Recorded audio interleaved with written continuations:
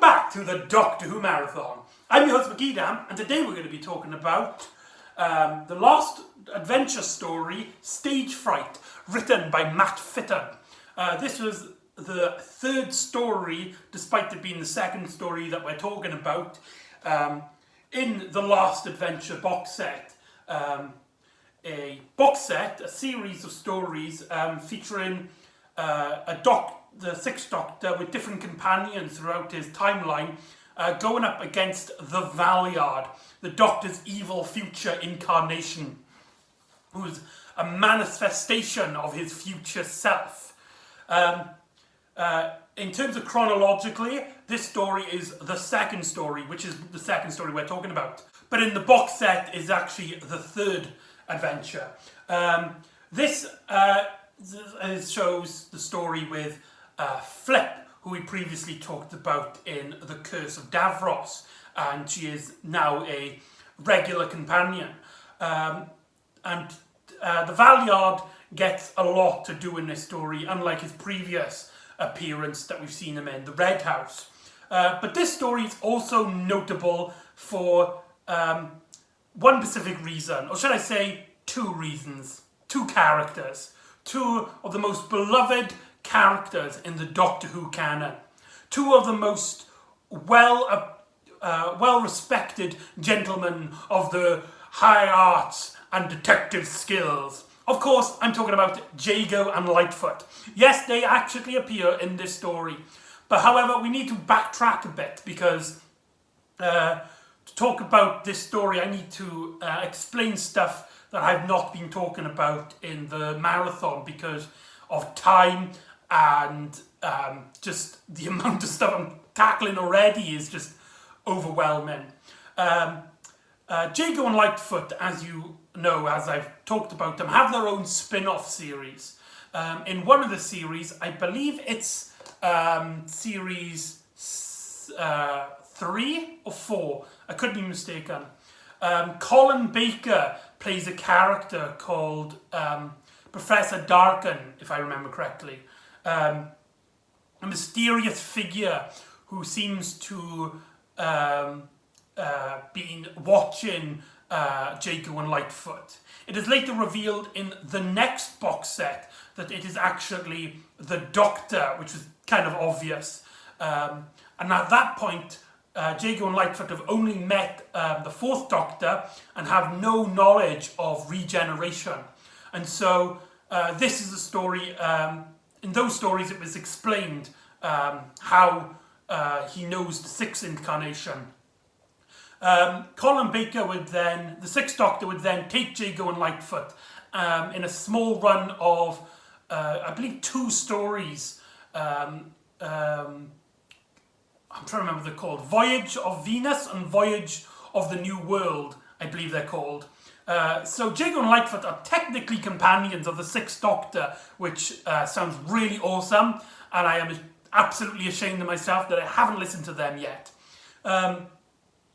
And that all leads into its own little storyline. So that kind of explains why they already know the Sixth Doctor in it.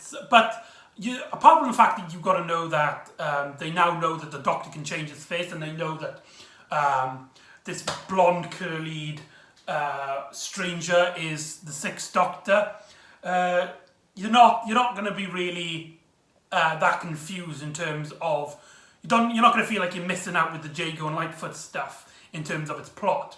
So that's obviously the official Big Finish booklet, which I think I've shown before when I was talking about the Red House, and this is just absolutely stunning. That is just like, look at that, just look at that. Come on. Just compare it to the size of a DVD. And like always, I make my own DVD covers. Now, because there was no official art on this and nobody seemed to be interested in making it, I actually made my own DVD cover. So there you go, I actually designed the artwork on this one. I'm actually really proud of this one. I got the lighting on their faces, the purple and the greens, which was also the colours of the curtains in the background. That's really cool. And actually, I made that before actually listening to the story. But now listening to the story, it actually works unbelievably well. Massive coincidence. There's the spine, if anyone is interested. Very nice, very nice. And we got the back. Again, it's one of those cases where I accidentally compressed the image, so I didn't get a decent image for the back of it. But yeah, you know, what can you do? So the story starts off with the Doctor and Flip arriving in Victorian, Edwardian, whatever they are, London, where the Doctor promises to take Flip to a spectacular theatre production, and it's also he wants to meet Jago and Lightfoot. However, they discover that the theatre is actually closed for a private rehearsal. And what I really liked about this story, it's the fourth story in the box set. There's no hiding the fact that the Valeyard is in this. Like, as soon as we cut to the scenes in the theatre practicing, the Valeyard is obviously, there's no like build up or anything, which does sound kind of strange now that I say about it, but it actually really works in this story because it means now that he's got a very prominent role in this story. And his plot in this is a doozy. Basically, he's been reenacting scenes from the Doctor's life, specifically the regeneration stories. The first time you see him, you hear him in this, he's with three actors, and he explains that you met him, you've only just met him, you've met him once before, but now that you've lost your family, this person's the only person you're connected to, and you've been with him a long time, and you feel great loss of what's happening. And then they recreate the fourth Doctor's regeneration scene, in which the Valeyard's lying on the floor and they all go up to him and are like, Doctor, Doctor, Doctor. And the Valeyard even goes, it's the end, but the moment has been prepared for. It's not word for word. It takes a lot of liberties, but it's recreating it. But however, there's a machine that's on the roof, and it seems to be absorbing their energy, their emotions, and it seems to be killing them. As when the Doctor goes to the Red Cavern, the bar that was introduced in Jago and Lightfoot as their base of operations, and they meet up, and we get a really great scene with the four of them all meeting up, and they really get along, and they meet up with Flip. This is the first time that Flip has encountered Jago and Lightfoot, and I really like the relationship between Flip and Henry Gordon Jago. Jago obviously being the theatrical lad, and Flip being a middle class kind of. Was it middle class? Lower. I don't want to say lower class. That sounds really bad. I'm trying to think of another word than chav. It's just really irritating. I'll look up a better word to describe her character. Suburban. I don't know. And she kind of starts off not liking him because he's a really old pot. He calls her like a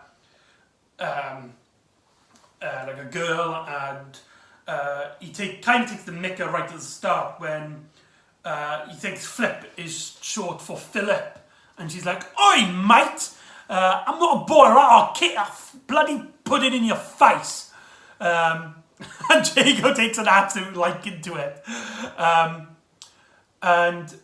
Whilst they're there, Professor Lightfoot explains that there are bodies which are making absolutely no sense. They can identify the people. Some of them were alive only days ago. However, the bodies seem to be dead for years. The corpses have rotten up, and they're also been wearing strange clothes, and he would like the doctor's second opinion.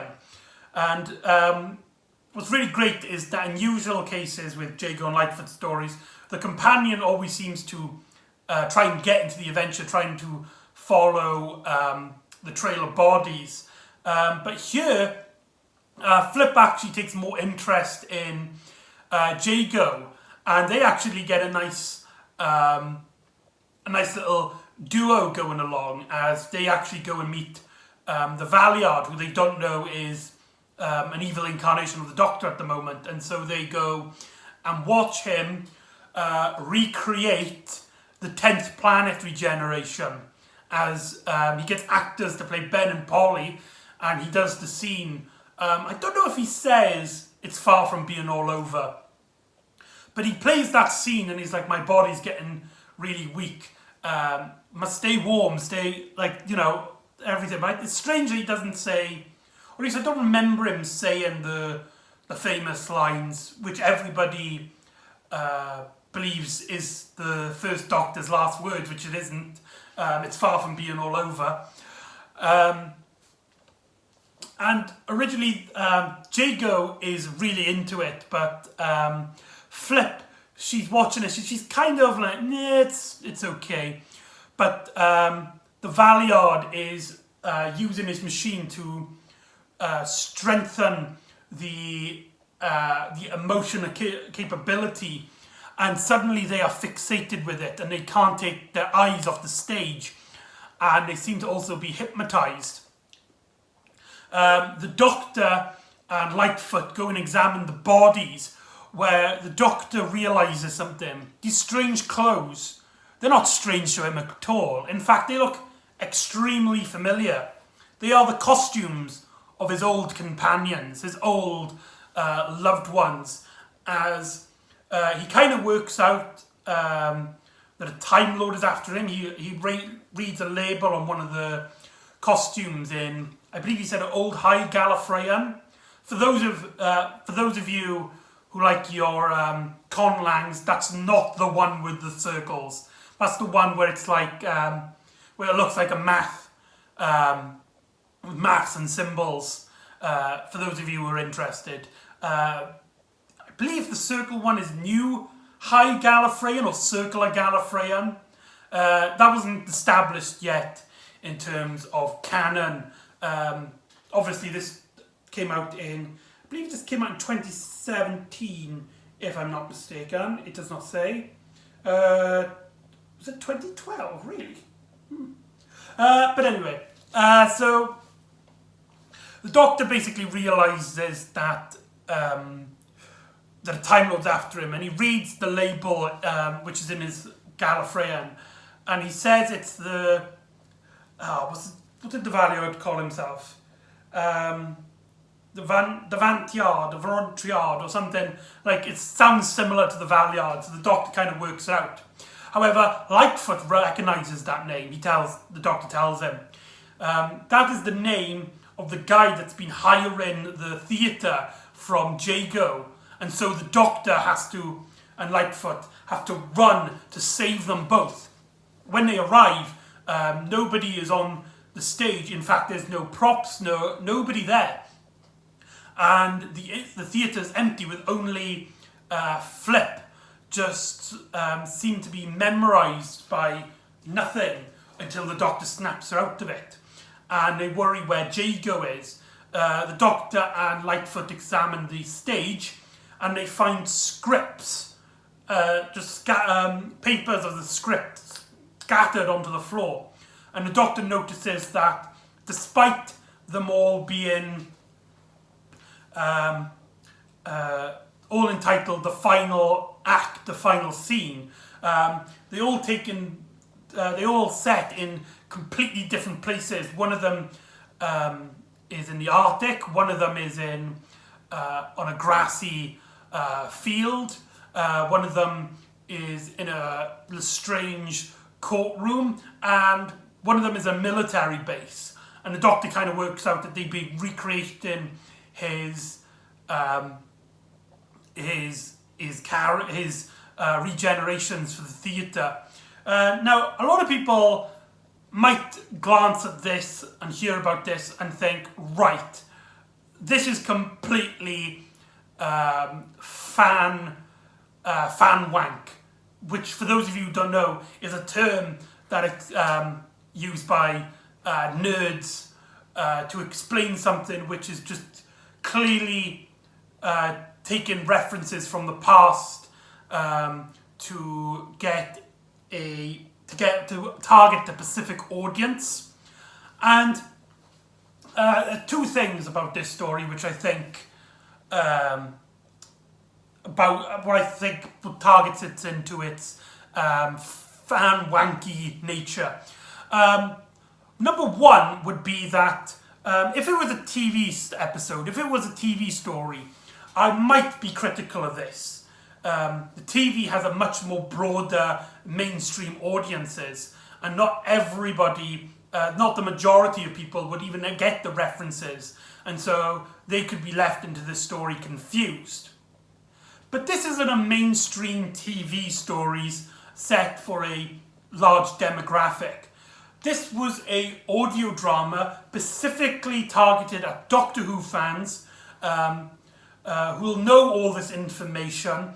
I mean, you're buying this for the Sixth Doctor. You're buying this to get into Doctor Who. If you're not into Doctor Who, you wouldn't be getting this in the first place. Big Finish know that their audiences are a very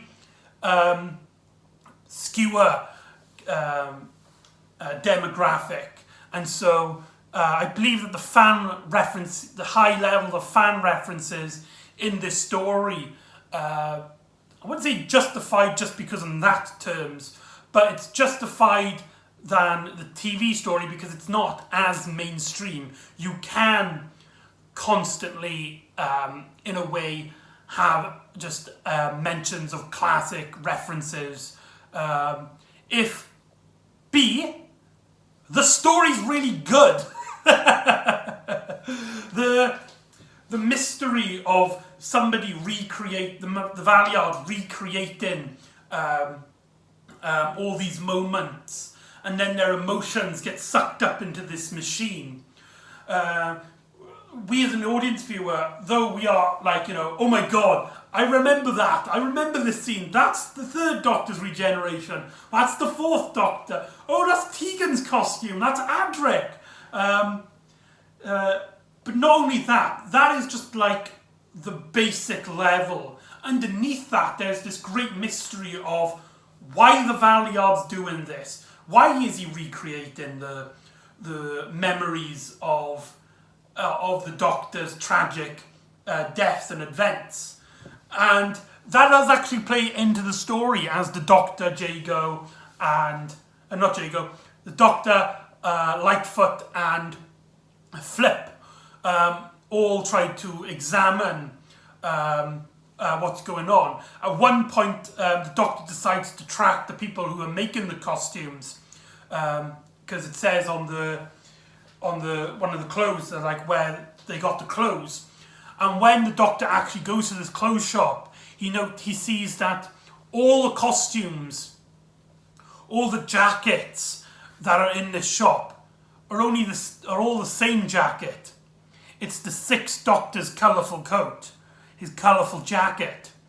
And the Doctor basically is like, the Valeyard's playing on me, he's playing on he knows that I'm being absolutely cliched, he's know I'm being predictable at this moment, and he's just gloating at this point. It's also here where he explains to Flip and Lightfoot that the Doctor, that the Valeyard is his darkest self, his evil persona. And I really like this scene. This is one of my favourite scenes where the Sixth Doctor explains it, and usually we get the whole, but Doctor, I don't understand. I'm so confused, I don't understand.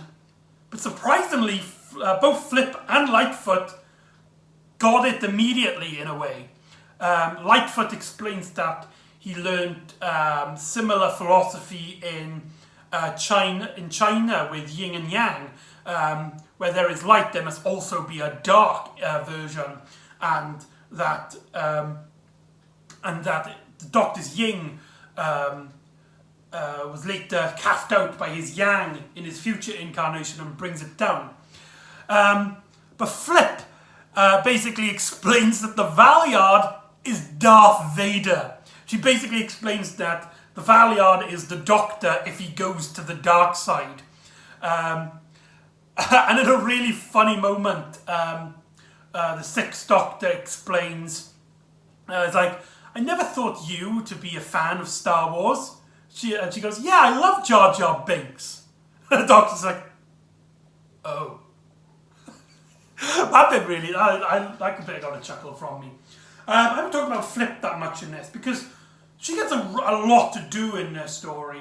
Despite me thinking that, I still think that the character, even in this story, she's given a lot of dialogue, and sometimes it does feel like they've given her dialogue just for the sakes of bringing out the way she speaks.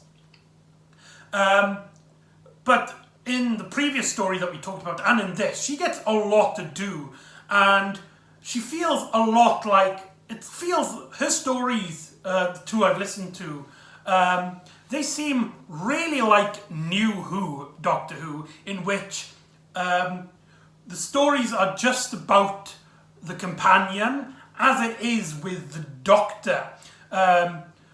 Flip gets many, if not more scenes than the Doctor.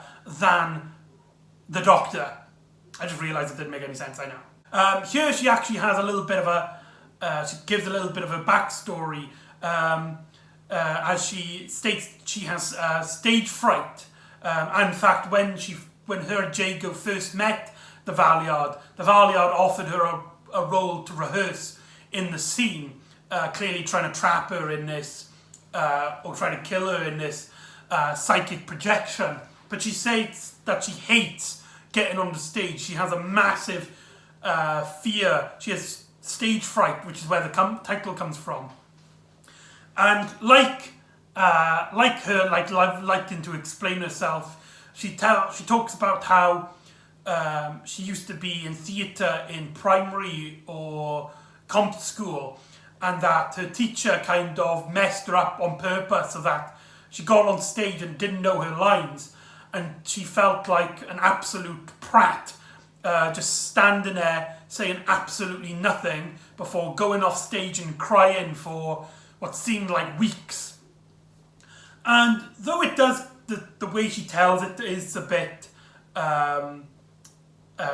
like the story just kind of stops to have her little moment, it does actually play well into the story, as it's all about, this story is all about confronting your fears. It's all about confronting your past, your fears, and trying to push through, which will get more emphasis at the end of the story.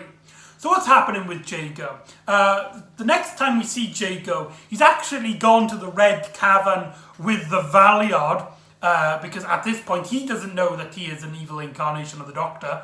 He just thinks he's just some eccentric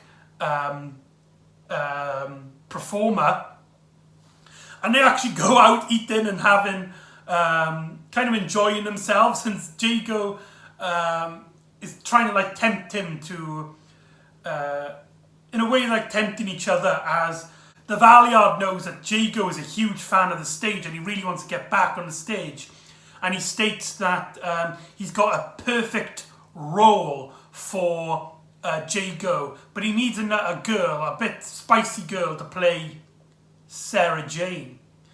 And it's here that Ellie, who has appeared in the Jago and Lightfoot stories, she comes in because she's the waitress, and Jago actually offers her a role as an actress to play on the stage. It's also here that we learn of, what's his name? I can't remember his name. I'm just going to call him Drew, because I'm sure his last name is Drew. this person who's trying to get a job from the Valeyard. His bit was so short and so unimpactful to the storyline. I really wish that they kind of cut him out. They gave this backstory that his sister was one of the people he killed for his sick experiment, his sick theatre thing. And he's gone basically investigating. But his story goes so quick and it's so short that you don't really have time to care or even notice him in a way. It just seems like they needed another character to play. I believe the Valeyard hypnotizes him to play Jamie at one point. We get a scene then of Jago and Ellie reenacting the third Doctor's regeneration, with the Valeyard playing the third Doctor, and stuff gets in the way until the Doctor gets up to him, and the Valeyard escapes, and Flip follows after him, and the Doctor then later follows him, and the Valeyard hypnotizes Flip to play the role of Zoe, and this other guy to play Jamie, which I've talked about. And so the Doctor follows him to his secret base, where he finds another machine, a much more advanced, bigger machine. And this machine looks familiar. It is the psychic lobotomizing machine that Dr. Payton was using in the story The Red House, the second story in the box set, which we've talked about. And Valeyard explains that he's augmented it so that he's strengthened the bond of, it basically now steals like the emotions of hatred and stuff, and somehow, for some reason, that keeps the Valeyard alive, that keeps the Valeyard going. The Doctor explains that can't be it, that can't be all, because if he used the emotions and the darkness in humans, he would quickly die and fade out. But with the Doctor's fears and thing, he can then thrive. This actually links the Valeyard more closely to the character, the Dream Lord, from the 11th Doctor story, Amy's Choice, which was also supposed to be a dark interpretation of the Doctor. In that case, it was a dream, a sort of dream incarnation, if you will. So maybe there's a connection. This story makes me think that there's a much bigger connection between the Valeyard and the Dream Lord. So there's some extra bit of information for fan theories out there if you're interested in connecting them. And the Valeyard basically explains that, oh Doctor, this machine isn't for me to feed off the humans. It's for you, to get you to remember everything. Which explains why he made everybody recreate the Doctor's existence, because they get into the roles and they feel the fear, the loneliness, the horror. And the Valeyard basically makes the Doctor feel an enormous amount of guilt as he forces this machine on the Doctor to bring out his darker side, as the Doctor remembers all those people he's left behind, all the ones who he's abandoned, who he left in confusion after regenerating, and he just feels remorse and pity and anger. And then Flip starts singing Humpty Dumpty and the Water Spout, and just silly songs like that. And when Colin Baker's like, have you gone insane? I really like that bit. Colin Baker always likes to, he never releases his TV counterpart on Big Finish, not to a huge extent, but he always likes opening the doors a little bit, which allows for the audience to see that he's a very much more bombastic Doctor. And it's basically Flip is confronting her fear. She is getting up on stage. She is making these silly, stupid songs, making a fool of herself to distract the Doctor so that he doesn't remember what the machine is forcing him to remember, but then making him feel proud, admiring his companions on how amazing they are, that the fact that Flip, with her fantastic fear that paralysed her and prevented her to get on the stage, to now get up and just make an absolute fool of herself just to save the Doctor. This story made me love Flip. That scene made me just like, get in there. When it started, I was just like really like, what the hell is going on? Is she seriously thinking to destroy the Doctor with this stupid thing? But it's less about her just distracting the Doctor, but it's more of showing the Doctor that she is she is distracting the Doctor, but she's also showing the Doctor that with his help, with his admiration, that she was able to conquer her fears. And so the Doctor looks at her as if he's a teacher and she's a student, and she's just passed A+, and he just feels so amazed by this, and which destroys, I don't know if it destroys it or a thing, but anyway, this machine stops working, and the Valeyard actually escapes in his own TARDIS. I believe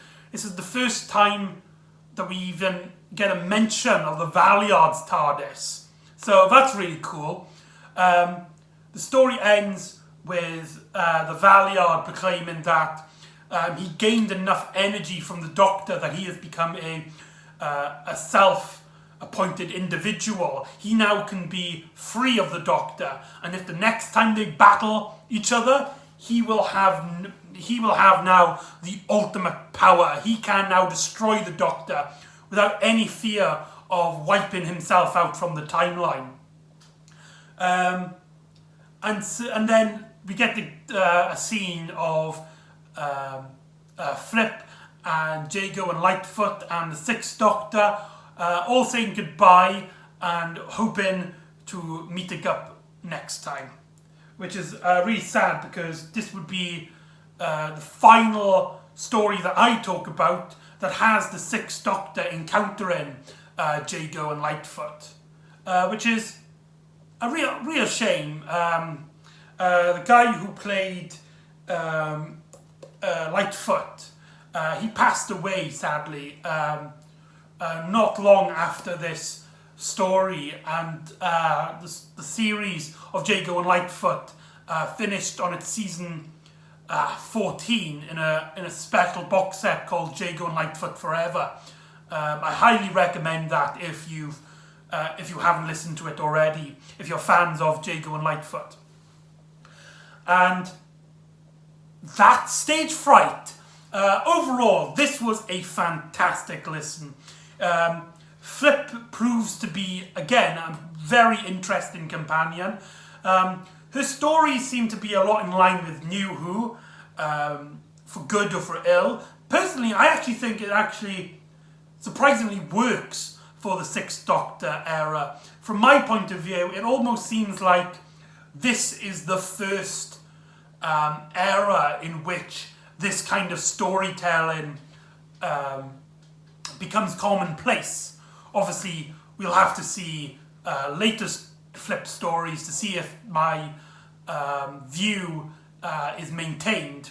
The Valeyard is probably, I don't think he's at his best. I still think Trial of the Valeyard, for all the stories that I've heard of him so far, this was the first time I actually listened to Stage Fright, and I haven't listened to the other two yet. Trial of the Valeyard is easily my favourite story of the Valeyard. But this is, I would say, a close second, as it's basically, if you think about it, the Sixth Doctor being trolled by the Valiard, and him having a lot of connection with having this this fanficky, fan-wanky story. Really emphasizes that he is a doctor, and he is like a kind of like the final boss, as he basically knows everything about the Doctor, and it really emphasizes here. And just a really great story, highly recommended. Matt Fitton outdoes himself. Go listen to it. Obviously, it's part of a box set, which includes The Red House, which I've already talked about, and it also includes The End of the Line and The Brink of Death, which we will be talking about. But yeah, I'll recommend the box set when we get to The Brink of Death. So that's Stage Fright. So join me next time when the Doctor encounters another of his returning foes, as a little green slug is polluting a planet or something. I don't know, I haven't actually listened to the story. So join me next time for the antidote of oblivion. And I'll see you next time on the Doctor Who Marathon. Ta-da.